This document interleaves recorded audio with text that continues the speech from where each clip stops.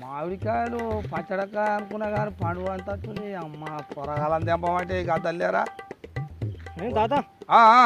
ఏం చేస్తున్నావు? ఏముంది ఆ కాయలు ఆ కాయ కాసింది ఇక పచ్చడికాయ తెంపుదామంటే పిల్లలు లేరు. మామిడికాయలు బాగా వచ్చినాయిగా. ఏ పచ్చడికాయలు పిల్ల తినేటివి అయితే ఉంచుతురా అనే అంతేనా? ఇక కూతులో ఒకటి లేవు ఇక్కడ, లేకపోతే ఒక్క కాయ ఉండకపోవు. వర్షాలంతా పొట్టకు మంచిగా వస్తున్నాయా? ఇక సగం పడ నీళ్ళు లేక ఇదంతా కరెంట్ లేక ఎండిపోయింది. ఇక ఓపియాలి ఇక 10 రోజులు అయితే, ఇక వారం 10 దినాలు అయితే ఓపిస్తే అయిపోతుంది. వింటున్నావా మరి రోజు ఆడతాను?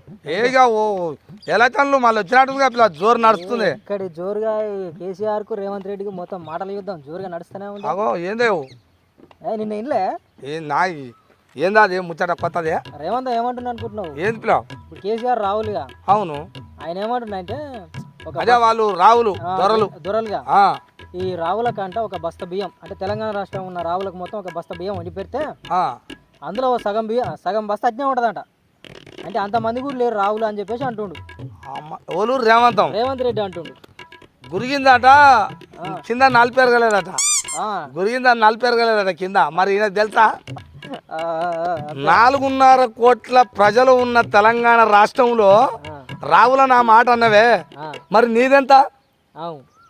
రెడ్డిది నీదెంత అంటున్నా, నీదెంత చెప్పనా? 4.5 కోట్ల ప్రజలల్లా 25 కిలోల బస్త తెచ్చి వండితే అందులో తినంగా ఇంకా 15 కిలోలు అచ్చనే మిగులుతాయి. మీ తెలంగాణ రాష్ట్రంలో ఉన్న రెడ్డిలు మొత్తం తినంగా జనాభా, నీ జనాభా అంతే ఉంది తెలంగాణ రాష్ట్రంలో.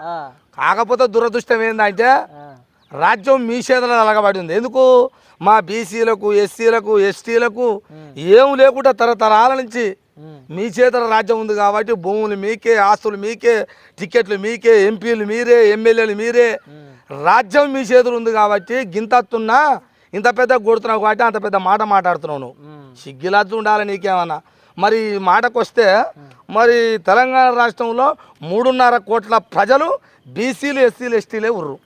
మరి వీళ్ళు దలుచుకుంటే నువ్వెంత? కంట్రోల్ బియ్యమే వీళ్ళు తిని బతకాలట, లారీలో పుచ్చిపోయిన బియ్యమే వీళ్ళకి ఎత్తారట. ఇదా సిగ్గిదాపిన మాట మాట్లాడతానికి సిగ్గాని ఉండాలి. జానపాత్ర